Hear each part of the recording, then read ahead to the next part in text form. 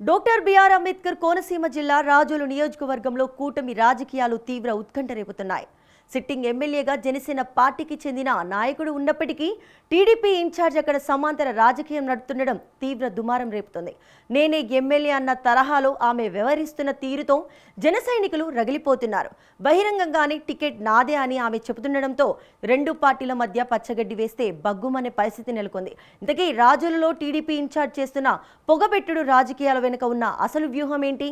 Sitting MLA ఉన్న చోట ఇలా సమాంతర రాజకీయం చేస్తే కూటమి భవితవ్యం ఏమవుతుంది? Let's watch the story.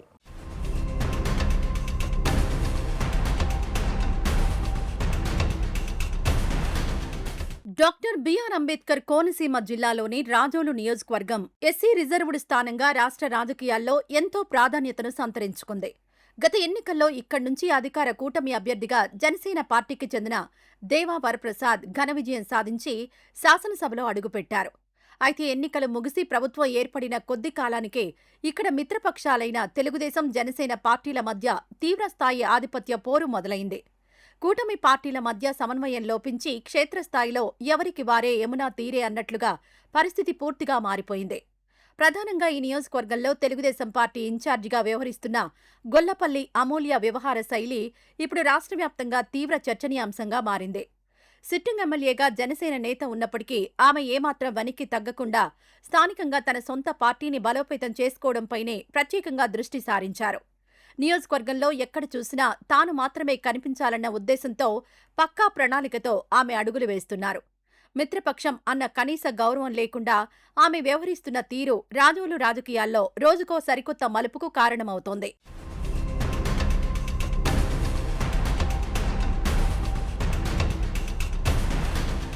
స్థానికంగా గొల్లపల్లి అమూల్య అనుసరిస్తున్న తీరును గమనిస్తే ఆమె ఒక షాడో ఎమ్మెల్యేగా ఫీల్ అవుతున్నారన్న ప్రచారం అత్యంత బలంగా జరుగుతోంది. అధికారికంగా ప్రజల చేత ఎన్నుకోబడిన దేవా వరప్రసాద్ ఎమ్మెల్యేగా ఉన్నప్పటికీ నియోజకవర్గంలో జరిగే పలు కీలకమైన ప్రభుత్వ కార్యక్రమాల్లో అమూల్య అనధికారికంగా జోక్యం చేసుకుంటున్నారు. ముఖ్యంగా ముఖ్యమంత్రి సహాయ నిధి కింద మంజూరైన ఆర్థిక సాయం, చెక్కుల పంపిణీ విషయంలో ఆమె వ్యవహరిస్తున్న తీరు జనసేన శ్రేణుల్లో తీవ్ర అసంతృప్తికి, ఆగ్రహానికి దారితీస్తోంది. అధికారికంగా ఎమ్మెల్యే స్వయంగా ఇవ్వాల్సిన చెక్కులను సైతం టీడీపీ ఇన్ఛార్జి పంపిణీ చేస్తూ ఉండడంతో అధికార పార్టీ కార్యకర్తలు మండిపడుతున్నారు. తమ పార్టీ ఎమ్మెల్యే ఉన్న చోట ఆమె అనవసర పెత్తనం చేయడాన్ని జన సైనికులు బాహాటంగానే వ్యతిరేకిస్తున్నారు. అయితే అటు టీడీపీ వర్గాలు కూడా ఏమాత్రం తగ్గకుండా జనసేనకు గట్టి కౌంటర్లిస్తున్నారు. అధికార కూటమిలో తాము కూడా భాగస్వాములం అని, ప్రజలకు సేవ చేయడంలో పార్టీ పరంగా తమకు కూడా పూర్తి హక్కులున్నాయని వారు వాదిస్తున్నారు. ఈ క్రమంలో నియోజకవర్గంలో ఇరు పార్టీల మధ్య ప్రతిరోజు ఏదో ఒక పంచాయతీ జరుగుతూనే ఉంది.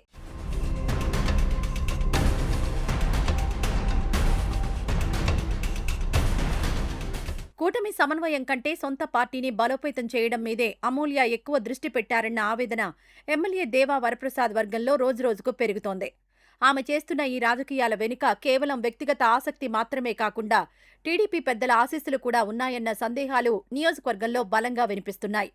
ఇటీవల రాజోలులో జరిగిన తెలుగుదేశం పార్టీ కార్యాలయ ప్రారంభోత్సవ కార్యక్రమంలో అమూల్య చేసిన కొన్ని సంచలన వ్యాఖ్యలు సోషల్ మీడియాలో విపరీతంగా వైరల్ అయ్యాయి.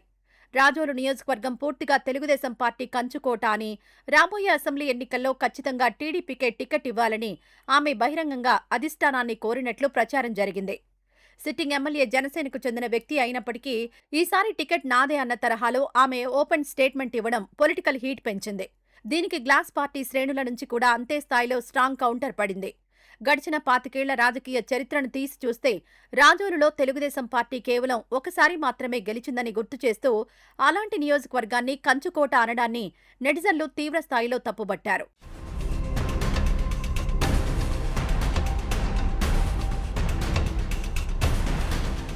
ఈ వివాదం ముదిరి పాకాన పడ్డంతో వెంటనే అప్రమత్తమైన తెలుగుదేశం పార్టీ అధిష్టానం దిద్దుబాటు చర్యలకు ఉపక్రమించింది.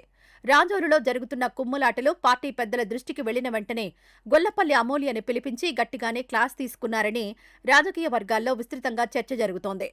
కూటమి ధర్మాన్ని పాటించాలని, సిట్టింగ్ ఎమ్మెల్యేతో సమన్వయం చేసుకుని వెళ్లాలని కఠినంగా హెచ్చరించినట్లు సమాచారం. అయితే ఇక్కడే రాజోలు రాజకీయాల్లో పలు కొత్త కోణాలు తెరపైకొస్తున్నాయి. రాజోలు సీటును తమ ఖాతాలో వేసుకోవాలన్న దీర్ఘకాలిక ఆలోచనతోనే టీడీపీ పెద్దలు ఈ వ్యూహం అమలు చేస్తున్నారన్న అనుమానాలు క్షేత్రస్థాయిలో బలపడుతున్నాయి. ఎమ్మెల్యేకు సమాంతరంగా టీడీపీ ఇన్ఛార్జి కార్యక్రమాలు నిర్వహించడం ద్వారా ముందుగానే షాడో రాజకీయానికి తెరలేపుతున్నారన్న ఆరోపణలను కూడా కొట్టిపారేయలేం. అధిష్టానం క్లాస్ తీసుకున్న తర్వాత అమూల్య వర్గం పైకి పెద్దగా రియాక్ట్ అవ్వకుండా మౌనం పాటిస్తోంది. చాలా సైలెంట్గా ఉంటూనే కూటమిలో సీటు కోసం ఇప్పట్నుంచే లోపాయికారిగా పక్కా వ్యూహంతో పావులు కదుపుతున్నట్లు స్పష్టంగా కనిపిస్తోంది.